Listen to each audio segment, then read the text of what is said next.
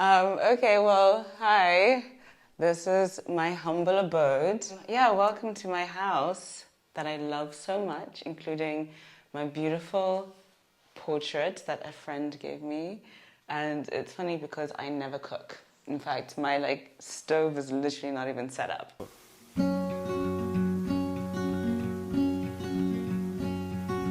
I am not a raincoat here to keep you warm. Let me go back in the closet after the storm. I'm not a match simply waiting to burn. My name is Yvette Tetteh, and I am a business owner and creator living in Accra. I run an agro-processing dried fruit company actually the company is called Pure and Just Company, but the brand is Yvaya Farm. So the dried fruit brand that we have on the shelves in Accra and in Kumasi, as well as in Japan and the US, is Yvaya Farm. I had been living and working on a farm in Hawaii, and they did dried fruit. And I was like, oh, this is easy. Mistake. I got interested in farming again, and I thought, okay, well, in Ghana I can buy land, I can start a farm, etc. But I wasn't really ready to move to some rural location and start everything from scratch. So I thought, okay, I'll start with a dried fruit brand because I have a little bit of an idea about that. It's connected to agriculture. I can stay in the city at the beginning and slowly kind of work weirdly backwards to having a farm.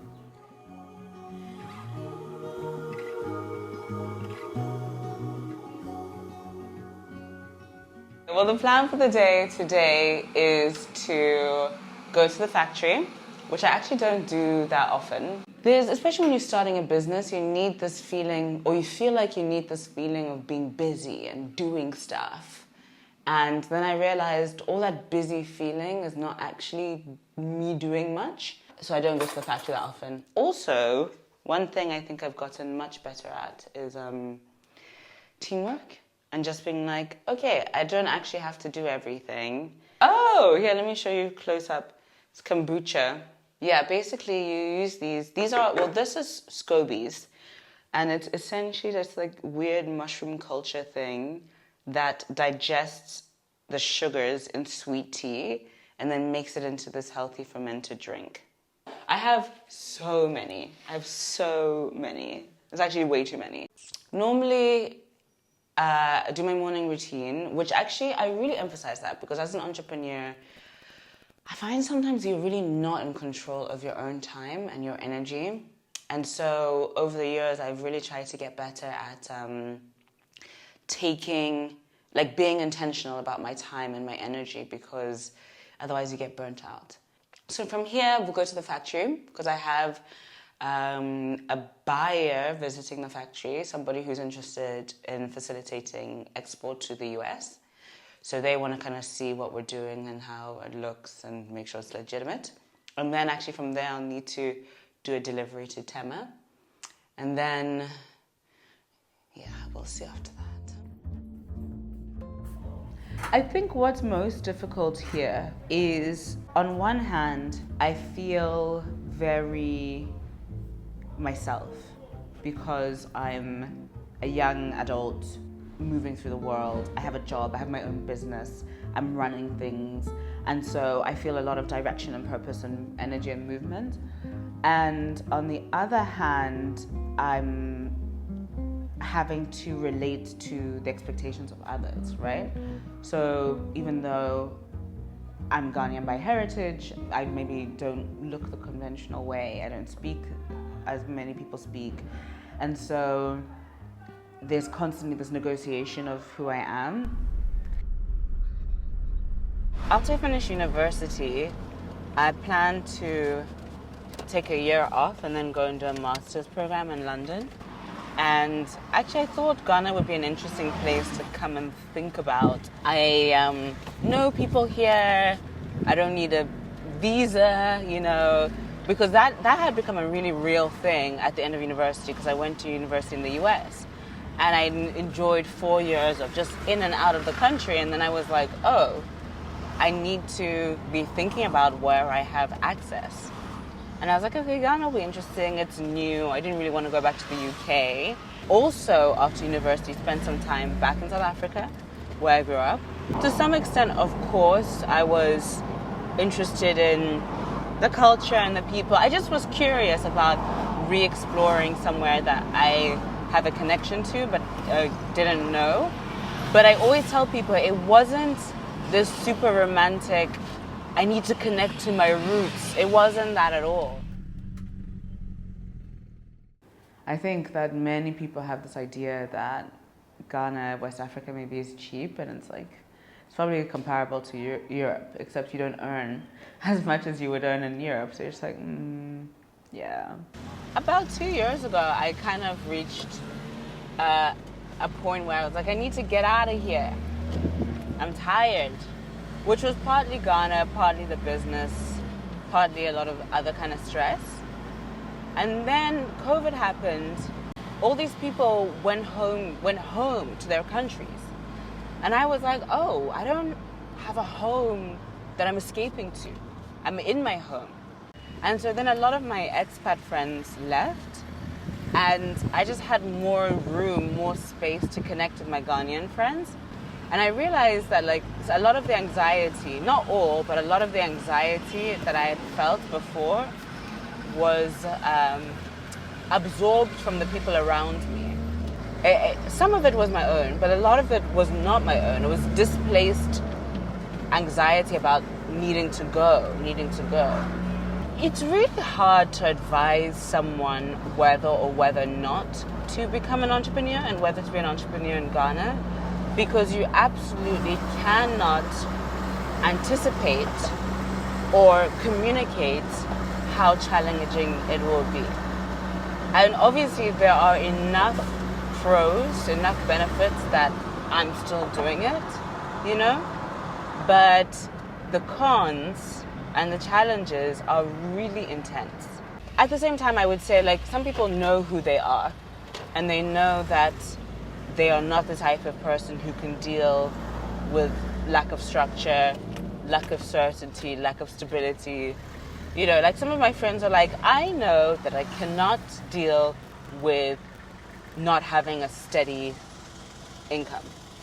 Some of them just know. And then I'm like, okay, don't bother. I understand that adult life is challenging and difficult, and sometimes there are times where it's just quite hard. And I'm like, you know what, my focus is not, I have to be happy. My focus is, I want to be healthy, I want to do what I can, I want to move forward.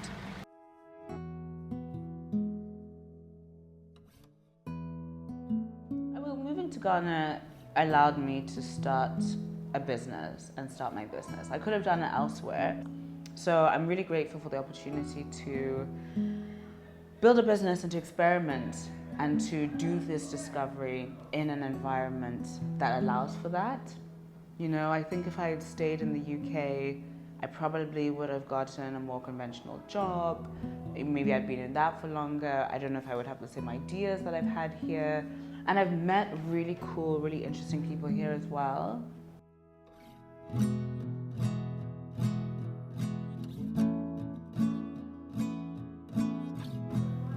I used to, growing up, I would come to Ghana like every 2 or 3 years for like a summer holiday or something. And so I'd always experienced Ghana through the lens of A, being a kid, B, just going from family member's house to family member's house. And so I didn't really enjoy it. Like there were sometimes I was like excited about the beach or something, but I recognized I didn't really have an adult understanding of Ghana or my own understanding of Ghana and my own relationship to Ghana. Go and open a new door. Just keep blindly facing forward. Sun's the hottest at its So even though I didn't really move here to have this like native motherland experience, inevitably, of course, I am developing my own relationship to Ghana. And there's definitely some things that are frustrating. As I was saying, like, you know, people are constantly questioning my identity as a Ghanaian. And that used to frustrate me a lot. And sometimes even now I find it mostly just boring. But it's less frustrating to me now because have some level of groundedness here just from being here for a long time. Well, relatively long time. Tomorrow's a new year, little darling. Oh no, the electricity is off, of course. Ghana for you, Ghana business. I said I don't have money, but actually, I'm rich. No, actually, it's very worrying. I have to pay wage, and then we really don't have money. Ooh, look at these mangoes.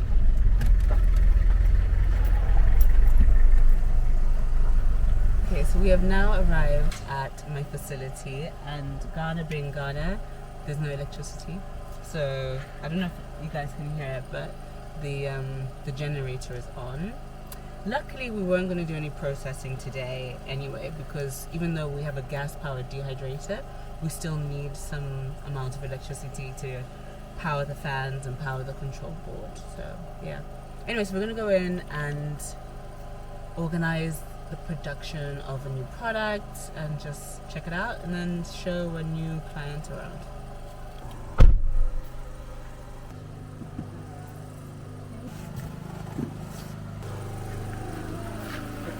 Dying. It's too bloody hot.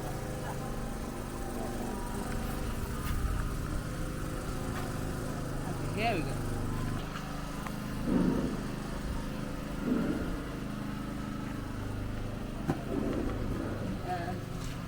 Can you see this is the packaging? One of the jobs that I still occasionally do is help with the larger deliveries. So when I get here, we review the order that came in, and then I review the packaging that they've done, and then we put it in the car, and then I sign off for it. So that's what we're doing right now. So these products are going to the farmers market stores across Accra.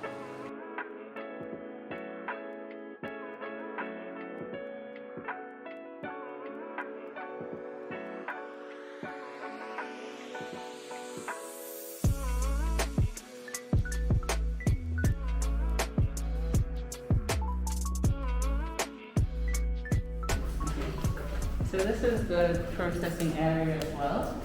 When we're doing fresh fruit processing, the fruit goes from outside where we were, and then it's placed on these trays, and from here goes into our dryer.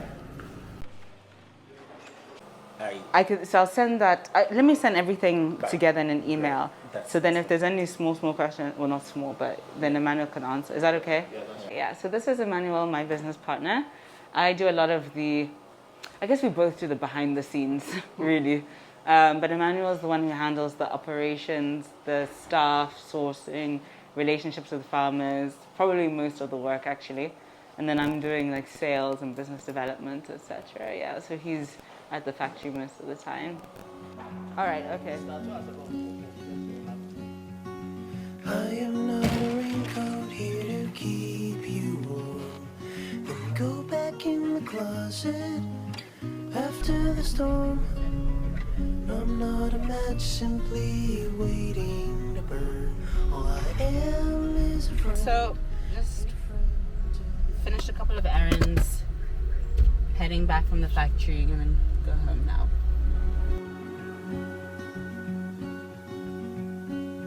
I'm not your impression of a city wish. You loved more than everything you gave for it. And I'm not here to criticize the risk. All I am is a friend, your friend to the end. All I am Okay, back home. After a super long day, as per usual, and yeah, going to rest.